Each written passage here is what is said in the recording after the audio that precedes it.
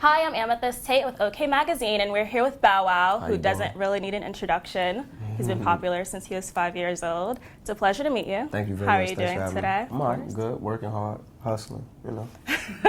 Making the rounds. Got to. It's a must. Of course. So Growing Up Hip Hop is a super popular show on WeTV, and now it's in Atlanta. Right. And a lot of people might not know, but you're also the executive producer. Correct. How did that come about? Yeah, I mean, pretty much, shout out to E1. You know, they pretty much have been chasing me to do business with them for some time now, for several years. And for me, I just wanted to see it first. I wanted to make sure that before I sign on to partner up with anybody, I want to make sure that they know what they're doing. Of course, E1 knows what they're doing, but with this particular franchise, you know, once they rolled it out, and I saw that it was the #1 trending thing on social media every Thursday nights, and I was just kind of like, okay, all right, they're showing me something. We might be able to do something. And I just remember Tara and Datari, who work at E1, they just for years continued to try to get me to do something with them. And for all those years, I kept telling them no. And I was like, we're offering you money, and I'm like, no, don't care, don't like reality TV, never liked it, don't care. And then it just so happened that they came back again for like the 7th time. And I was like, okay, they just won't understand, no. They just won't stop. And I just believe if someone is genuinely reaching out and they really want to rock with you, especially after you done told them 5 times no, and they come back again, maybe it's just destined to be, and maybe I should just hear them out. They offered me a great opportunity. For me, I was looking for some ownership. You know, for me, I'm tired of just people hiring me, using me. If you make $2 million or $3 million, it's like, okay, cool, but what do they have that's writing me the check for $3 million? You know what I mean? I'm tired of just working as a job. I don't mind a job, but I also want some stake in something. I want to be able to say, you know, some type of creative control. I want to be able to toss ideas around. And for that, they offered me the EP role and also starring. And I said, well, this is a great opportunity for me to put my foot in the door. And this is one level up from what I've been doing. I finally can own this and, you know, maybe start my own production company, start making my own movies, and really owning things now. And that's what it was about. So once they presented me with that, and then we started putting the cast together, it was a home run. No brainer. Yeah, exactly. So tell us a little bit about what we can expect from the season. Yeah, well, what you can expect is, a journey through our crazy world of madness, pretty much. You have, let me give you the cast first. You have Reginae Carter, which was the daughter of Lil Wayne and Toya Wright. You also have Zanique, who is the daughter of T.I. and Tiny. You have Brandon, who is the son of Deb, and of course Waka Flocka's his brother. Miss Deb is a big wig in the game. She found and helped jumpstart the careers of Nicki Minaj, Gucci Mane, and a list of others. You also have Ayana, whose dad is DJ Hurricane, legendary DJ for the Beastie Boys, and you have Shania Malden, who is the daughter, who is my sister, of Jermaine Dupri. So with that cast, heavy hitters. Yeah, exactly. So which everyone's parents is on the show. You have Wayne on the show, you have Toya, you have Tiny, you have everyone is here. Snoop is even on the show as well, because everyone knows he played a major part in my success. And who I just spoke to now, that's my guy. Is he working on a new name for you, or is it still Bow Wow? No, but he's taken, it's crazy, he's following my footsteps now. I just congratulated him because he just got a gig on TBS. He's hosting, they're revamping this new, the 1970s show. I forgot the name of the show, but it was I forgot the name of it. But his show with Martha Stewart is genius. So he has that, and he's doing another one. So I just congratulated him on that, and he's like, "Yeah, we're getting the bags, nephew." So I was like, for sure. So that's my guy, and you see all of that. You follow our journey through our hustle. You know, everyone knows what I represent, and you just follow us through this journey of us trying to get to where we want to get to. For me, it'll never change. It'll never stop. I'm never comfortable. I don't like to settle.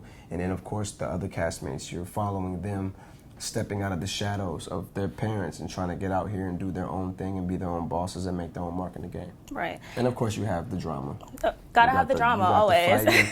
You got the fighting. What is a show without drama? Yeah, you got the ups, the downs, the fights, the arguments. My biological father comes back into the picture. Me dealing with being Bow Wow, maintaining who I am, and also being a father and dealing with that whole thing, and it's madness. It's Right. madness. It's crazy. And one of the many sneak peek clips that I saw, you were talking to Snoop Dogg. Of course, you brought him up. So you were talking to him about a retirement album. Absolutely. You're 30 years old. What in the world are you talking about? Why are you making a last album so soon? Yeah, I just don't want to do it anymore, man. I'm just tired. You know, I've been doing it since 5 years old. I'm 30 now. That's 25 years. Like, I've been rapping more than Kobe probably has been playing basketball. If my stats are right, you know, don't quote me on that. But I heard you played him one-on-one once. yeah, it wasn't a good idea. That has like 8 million, 4 million views on YouTube of him blocking my shot and dunking on me and taking my money. It happened. $1,000. He did that. So yeah, man, it's just, you know, for me, I'm blessed and I'm thankful that music has opened up, you know, a lot of great doors for myself, and I've been able to attack those things and capitalize off of them, whether if it's hosting, whether if it's producing now, whether if it's, you know, acting, pretty much just an entertainer, man. I do it all. But for me, I want to free up some of that time. And in order for me to do that, I have to get rid of one of the hustles. And it's like, why not get rid of one that I've already dominated? I've already done that. I haven't won an award yet for acting. Oh, yes, I have. But nothing big yet. Like, Okay. you know what I'm saying? I've done that. I got plaques on the wall for that. But I need accolades as far as achievements in other things that I do, and that's what I want to spend the rest of my life doing. Fair enough. And speaking of acting, like Mike, Roller Bounce, even CSI Cyber, Yeah. a few of some shows that I've watched and movies that I've watched, and fans, of course. And Absolutely. you are always in the acting game for a number of years. What's the transition been like from acting career to reality TV? Oh, nothing. It's just the fact that, you know, it's not scripted. And they just follow me. It's like if we were doing this interview right now, there'll be cameras over there filming me doing this. Right. You know what I mean? They're just following my daily life, and it's me welcoming them into my world, pretty much. And it's the same for the rest of the cast. But nothing different. It's, you know, it's quick. The only thing that is different is it's fast. You know, we're not on set for 15, 18 hours. It's quick. It's built off timing and schedules and things like that. So it's pretty easy. Okay. And previously you were talking about your other cast members. Of course, Zanique is the daughter of T.I. and Tiny, like you mentioned, and her family is going through some drama right now. Do we see any of that play out on the show? Yeah, absolutely. You know, absolutely. You see all of that. You know, everything. That's what makes this show so special, is the fact that everything that you read in the media, everything that you see, even with their parents, we tackle it. You know, we wasn't afraid to shy away from it. We knew we had to show it. We knew that's why the people want to watch. They want the inside scoop. They want the details. And for that, you got to give it to them, or else you won't have a hit show. So Right. we made sure that we did that, and we did it in a good way to where, you know, Reginae and Zanique, they felt comfortable. Even with Wayne's whole Black Lives Matters thing, we touch on that. And you got to just watch the show. You know, it's a lot of things that we dab into, and it's very, very real. And you'll see when you watch it. It's first episode is kind of crazy. Looking forward to it. And of course, I have to talk about headlines that you made this week pertaining to your amazing Instagram account. You posted a picture of a jet, and some people were not buying it. Do you have any comments about that situation? Yeah, I mean, I never said I was actually on the plane. You know, Fair enough. That's the whole catch. You know, it's no different than you know, when people put up mood pictures. You know what I'm saying? You know, they take people's pictures, or they take a quote. You know what I mean, and they throw it up.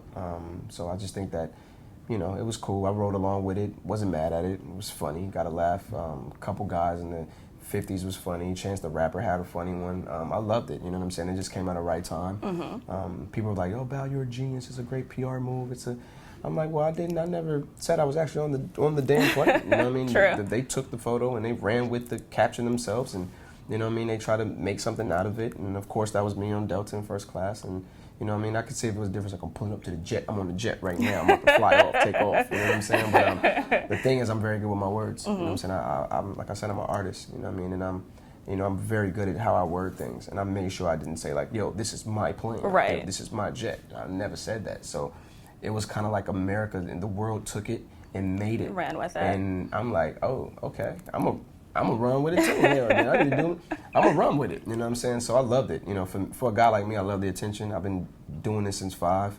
So when it comes to like the media or things like that, this is nothing new for me. So it's just another, you know, walk in the park, and then, you know, next week another celebrity to do some dumb stuff, and then that news will blow over. Then everyone's gonna be on that celebrity, and then he'll do something. You know, there'll be another one that does something stupider than that, and then that news will die, and they'll be hopping on that one. So That's how it goes. that's exactly how it goes. So unless you do, I mean, like I told someone, unless it's something that's like lifely detrimental, you know what I mean? I can see if it was like, you know, something crazy to where I was facing jail time behind it, and people were ridiculing me or going in on me. Like, Right. that's some serious stuff. Of You know what I course, mean? of Like, course. I couldn't imagine going through like a scandal or something crazy where people really believe like it changes my character as a human being and it really means something to me. But I'll never put myself in that situation. But if it's comedy and then people want to laugh, Right. I make movies. People been laughing at me forever, so This it's is nothing. true. So you're over the Bow Wow challenge, or are you still playing along? I can't do it anymore. I've done one with one of the top Instagram comedians, Jess We Hilarious. all saw. Yeah, Yes, and very like, funny. On my page, it's almost like 333,000 views on mine, and it's almost like 600 or She's 700,000 hilarious, views. and Yeah. you're, of course, Yeah, so super funny. once we did that, I said, okay, now I'm done with it. Because if I continue to do it, it'll be corny as hell, and then everyone will be like, all right, he has nothing else to do but to try to write. Like, leave it alone, dog. It was good while I hit. It was funny. It's over. Stop trying to drag it now. Now you're just overdoing it. You hit it. You did it. Be done with Right, it. So, just got it. yeah. Also, I saw in a recent interview, I believe this was a recent interview, that you never care about turning the comments off on Yeah, Instagram. yeah. How do you face sometimes negative criticism that you get from fans and Yeah, I love other it. people? I love it. You know what I mean?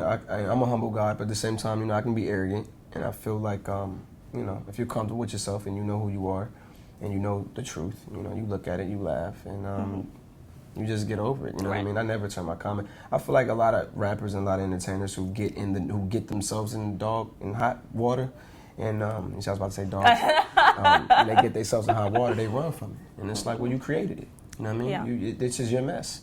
The only thing to do is clean it up, or you can make even a bigger mess. Yeah, absolutely. So for me, it's like, if you did it, then you live it. You don't run from it. When you run from it and you get off Instagram and you turn your comments off, even the people that are leaving the comments are really joking. They have the courage to say the things they say because they know they're never going to see you in person. Right. And they don't have the balls to say it to you in your face when they see you. Very true. You know what I'm saying? So it's like, don't turn it off, because once you do that, then they're going to be like, oh, whoa, how did we get to him?